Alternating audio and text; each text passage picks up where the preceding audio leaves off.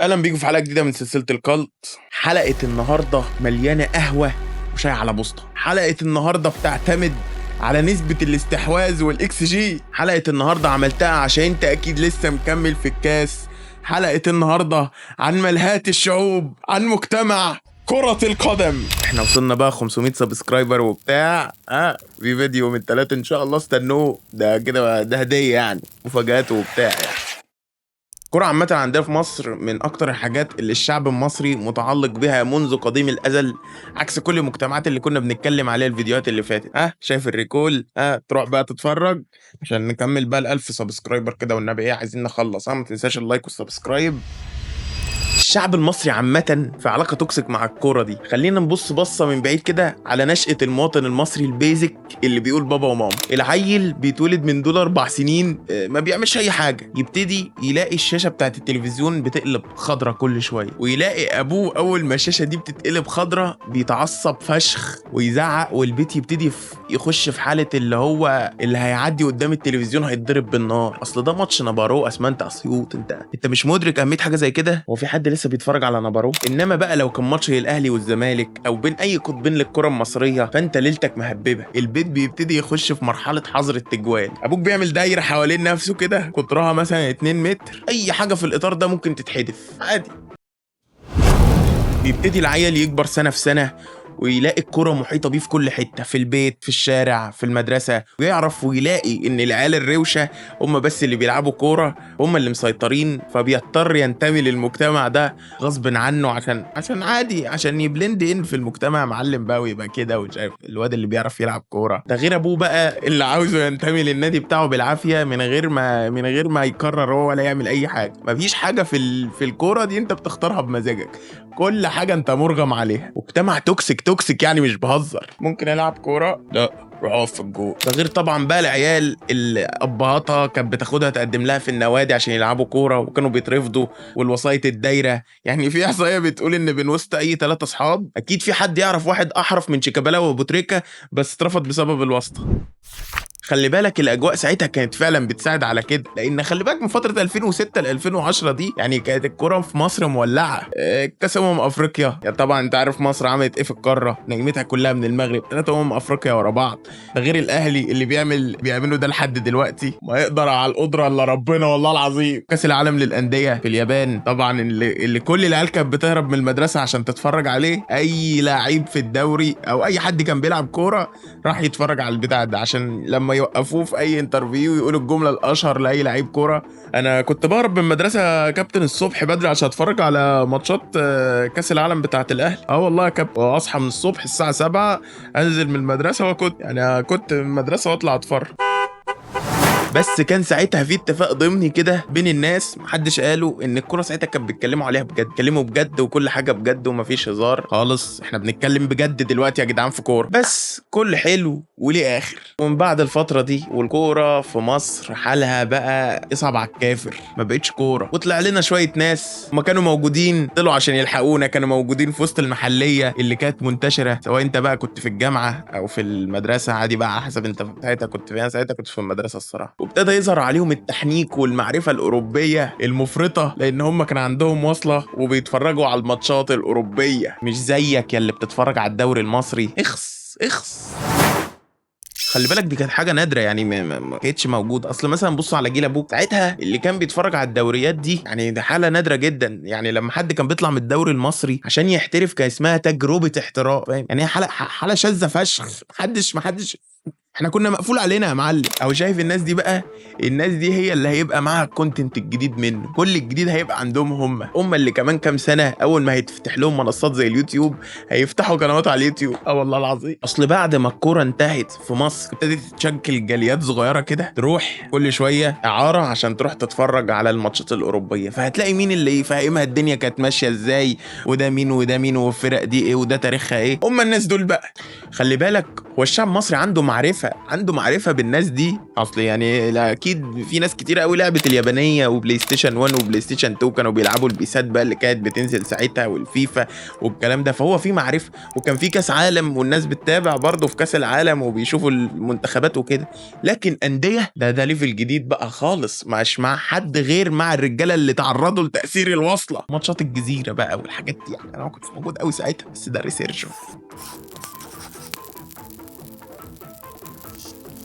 تبتدي تشوف الكرة اللي بجد وتعرف ان انت كنت طول عمرك مخدوع وبتتعرض للخداع المحلي الكروي، وهيفضل طول الوقت في حاجز بينك وبين الرجالة اللي بتتفرج على الوصلات، لان انت لسه جاي جديد. اقعد ساكت يا محدث، اقعد ساكت. حاضر هقعد ساكت. محدش بقى بيتفرج فعلا على الدوري المصري، والدليل على كده شوف مثلا الجيل اللي اكبر مني انا بشويه، الجيل اللي هو اللي قبليه على طول ده، محدش بيتفرج. العيال اللي طالعه دلوقتي ما حدش بيتابع الدوري المصري، ما يعرفوش فرق في الدوري المصري اصلا. الاحتلال الاوروبي يا باشا سيطر، بقوا اقليات دلوقتي. الدوري المصري بقى ميمز، الدوري المصري بقى ميمز، بقى زيه زي اسحبي وكرييتيف ساركازم. لو وقف والله الناس دي مش هتلاقي كونتنت، مش هيلاقوا كونتنت. وتبتدي العاب جديده تخش تخليك عايز تتابع الدوري اكتر، وتشوف الفريق ده والفريق ده بيعمل ايه وده بيعمل ايه، ويفتح لنا كونتنت جديد وهو كونتنت الفانتزي. والناس دي بجد انا مش فاهمها، يعني ايه الفانتزي ده لعبه؟ خلينا نعيد تعريف، نعمل ريديفينيشن لكلمه لعبه. اللعبه هي حاجه انت بتتحكم فيها، حاجه ليك تاثير عليها، حاجه اي حاجه بتعملها فيها بتاثر على بقيه الحاجات. يا عم اللعبه زي البلاي ستيشن يعني. اهو الفانتزي ده عكس كل اللي بقوله. اهو الفانتزي ده عباره عن ان انت بتجيب 11 لاعب في الموبايل عندك في الدوري اللي انت بتلعب الفانتزي بتاعه ده، وتتفرج عليهم وتتابع ماتشات فريقهم، وتشوف جابوا كام جون وجابوا كام جون السنه دي وعملوا كام اسيست السنه اللي فاتت. يعني انا عشان ابقى شاطر اذاكر احصاء ولا اعمل ايه؟ انا مش فاهم. انت كده لعبت في ايه بقى؟ انت كده لعبت في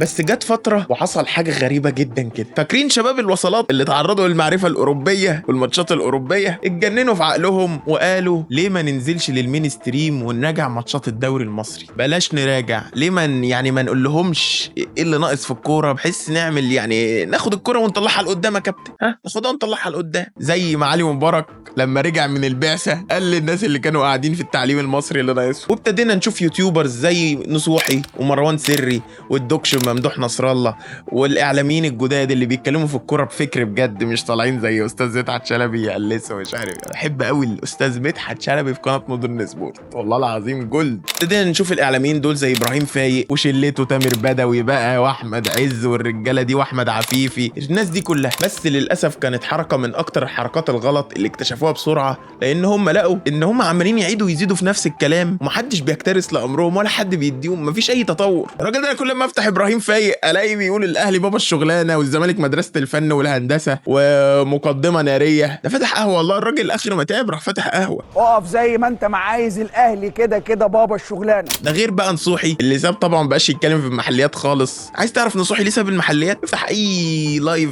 فيسبوك هو فتحه يعني، وبص على الكومنتات كده، كومنتات بتطلع صهد وقرف. عامه اي حد بيتفرج لسه على الدوري المصري وعنده فيسبوك وبيفتح. مروان سري ده راجل جاي يهزر ويتكلم في الكوره كده بهزار وفنفنه، هو مش ناقص وجع دماغ. ده راجل مسمي قناته ارزع ما استحملش الرزع اللي بيحصل في الدوري المصري.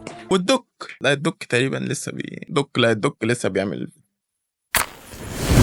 بس هي الدنيا مش هتفضل حلوه هناك. انا جاي لك من مسبب باكد لك حاجه زي كده، لان الحاجه اللي كانت منغصه علينا عيشتنا وقرفانا اللي هو التعصب والانتماء المفرط اللي بيبدن الحاجه، هتروح هناك في الدوريات الاوروبيه هتلاقي بقى ابن كاتالونيا والابيض الملكي وعاشقين الدون وميسي. انت لو بتعمل كده لو انت كبير انت محتاج تتعالج. انت معكش حاجه، انت لما النادي هيحقق حاجه انت مالكش فيها، انت معكش حاجه. انت مواطن مصري بيزك كمان، تخيل تبقى مواطن مصري وبيزك. دي رياضه انت بتتابعها اسبوعين وخلاص. الدفاع والاستماتة ده مش دورك، ده دور اللي في الناس اللي بتاخد فلوس في النادي، دي مش حاجتك، ده مش دورك. جاي تستمتع. انت ليه يا اسطى باضن نفسك يا اسطى ده احسن ولا احسن ولا ما تستمتع يا اسطى؟ دي رياضه غرضها الترفيه. فلما تخرج عن مقدار الترفيه وتخش في حياتك وتبتدي تتعصب وتزعل وتحزن عشان حاجه معينه، يبقى انت كده مغفل، لانك شوف انت بتدافع عن الناس هم اصلا مش حاسين بوجودك. اديك شفت في الازمه الاخيره محدش كان بيتكلم ولا حد ولا الهوا، شفت ان انت الوحيد المغفل اللي موجود في المنظومه. يا مغفل عادي هزر وحفل على اصحابك وقول لهم ومش ومش عارفه ايه، ده احنا كسبانين ومش عارف ايه.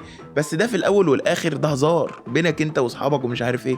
لكن هتبتدي تسخر حياتك وتبقى مجنون عشان دافع عن حاجه، لا اكبر اكبر. ايه يا اسطى مش ناويين تكسبوا ولا ايه؟ الافوره دي بتبوظ اي حاجه والله العظيم، يعني بجد بتبوظ كل اي حاجه جميله الافوره دي بتبوظها. بس انا مبسوط ان انا كملت شهر، او الحمد لله خلاص بقى يعني مكملين شهر وجبنا 500 سبسكرايبر. ربنا يكرم كمل الالف يا رب يا رب يا رب، نجيب 1000 سبسكرايبر يا رب. يا رب تكون استمتعت بوقتك معايا، لان انت لو مش واخد بالك ده كونتنت ترفيهي برضه هو كمان.